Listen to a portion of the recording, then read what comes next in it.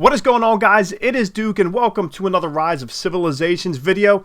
This time there is so much going on in Kingdom 55 that I really don't know where to begin, because last night while I was sleeping, the level 3 passes opened up and everything hit the fan, and we knew it was about to pop off, and it did. In fact, people came out swinging, wanted to get a piece of the pie, and we're going to talk exactly about what that pie is here.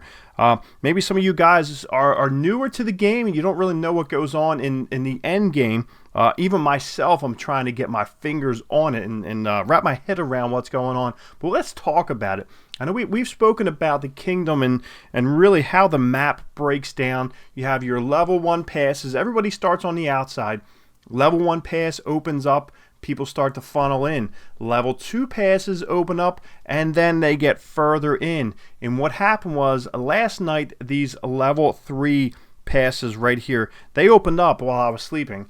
And once they open up, it is basically the gloves come off, people come out swinging, and that is exactly what happened. And my alliance over here, ESX, we were able to secure one of the passes here, and some of our other allies were able to get the ones up top. I think we were able to get the one up top there, maybe get another one down towards the bottom here. But what happens is when the pass opens up, everybody wants to go towards the center, because in the center there you have the Lost Temple. The Lost Temple is basically the godfather of the entire map here. There's so many occupation rewards, so much that comes along with it. As you can see, the whole alliance member gets 5,000 gems, 1.5 million resource tokens for your food and for your logging, and you got that times 5, 1.125 in stone, and you get a bunch of 3-hour speed ups, some teleports. So that's pretty awesome. So everyone is trying to get to the point where they can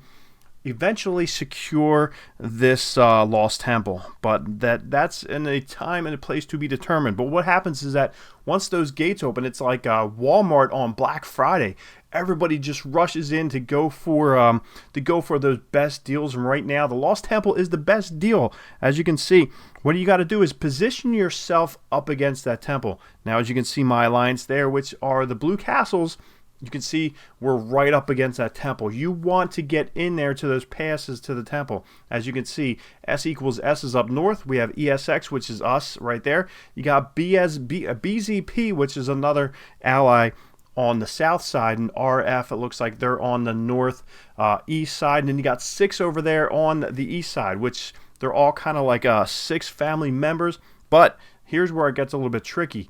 The biggest clan as far as power goes, CN, if you look at them right there, those guys happen to be, if we look at rankings, the #1 clan in the entire kingdom. They are monsters. Just a minute ago they were at 291 power.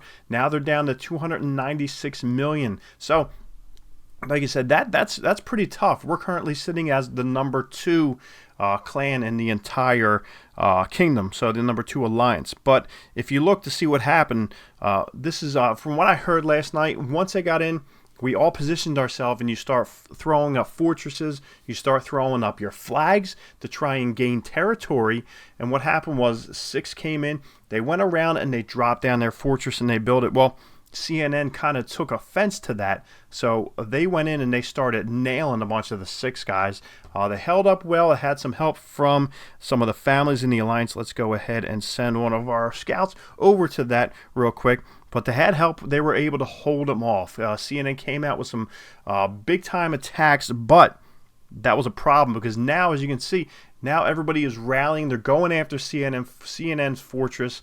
As you can see, it is going down. So it is huge. So there's so much to this game as far as the mechanics of it goes. There's so many things you got to do. So right now, BZP and RF, they're in there just taking some good shots. The rest of CNN, these guys, they bubbled up. As you can see, all the shields right around there. So we're going to talk about a couple of things.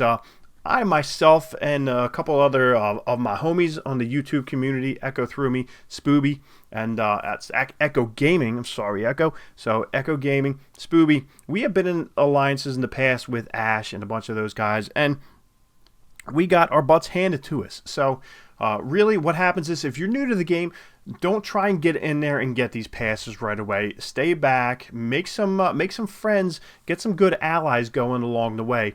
And then as you gain strength, work your way a little bit towards the middle. See what you got to do to maneuver your way. Don't try and rush right in. That's exactly what we did. We tried to rush right in. Let me know in the comments down below. Have you guys made the same mistakes that we did? Thinking that we were just going to go in and start bullying our way through. Little do we know there's really a cadence to this game. You got to kind of earn your keep. You got to earn your way in through the passes to get in there. And as you can see right now, Chris baby is burning. So that's what happens. So you can be the strongest in the game, and you can see right now the cards are stacked against CNN. I'm sure they got something in their hand, but they're all bubbled up. Now, if you do come under fire, I know there's times when I've woken up, all my troops were gone. I lost so much power. Now what you can do is if you go in, let's go back over to our little city here. If you hop into your shop, you'll be able to see these where we're going to go here. So we're going to look for others and boosts. Okay, under your boost, you're going to see these shields here. So if you can get your P shields, you cannot get attacked unless you try and go attack people and then your shield comes down.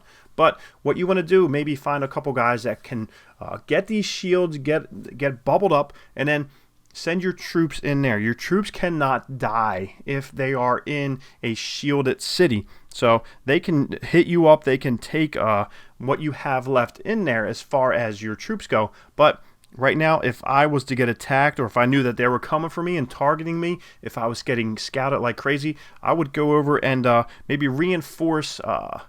here we go. Maybe reinforce Lord Caspian up. I would go over, send troops in there, send troops down to Wickety Whack. I would do that just to save my troops from dying. That is one way to really save yourself. You know, there's one thing, they cannot take your upgraded, they cannot mess with your commanders, they cannot mess with anything inside of your city hall or your city, so they cannot touch that. All they can do is take your resources and kill your troops, but you really shouldn't be carrying around a whole boatload of resources, period. So that's another thing to keep in mind. So try and keep them in your tokens. Make sure you're getting your storehouse upgraded until it comes time to go ahead and get some more. So it's pretty cool being right here. Like I said, I know I'm trying to get my troops up.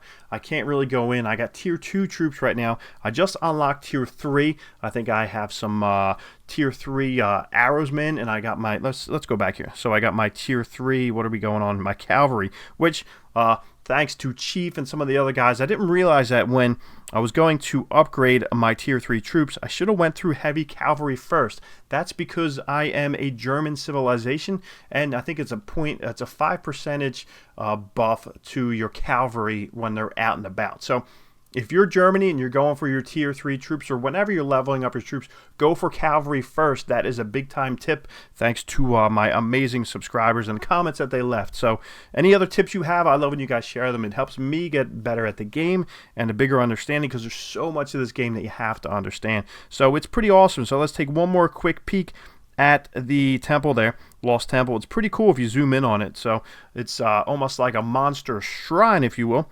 So let's go in and check out some of the stuff here. There's so many cool things. You get titles, buffs, gifts, male kings, and hopefully one day we'll be able to go ahead and attack some of the other kingdoms. There might be kingdom versus kingdom down the line. That I'm not too sure about, but it's pretty cool though, all the different gifts that you can get from it. I'm sure it's a monster. I know we already went and we attacked some of these guardians earlier, so they rallied around that. They were able to pull it off. So, but it's all good though, so it's cool. Right now we're in with the rich resources. Let's pull back and check out the resources right now. As you can see, the thick heavy green, it means that it's awesome. That means that some of these are pretty amazing as far as what you can farm, what you can get in there. Let's see what I'm at now. So I have my 3 gatherers out right now, and it looks like we're missing that. So let's shoot over to here. So this one is a level 5 logging camp, and we're also at a level 5 logging camp and stone deposit. So they're all level 5.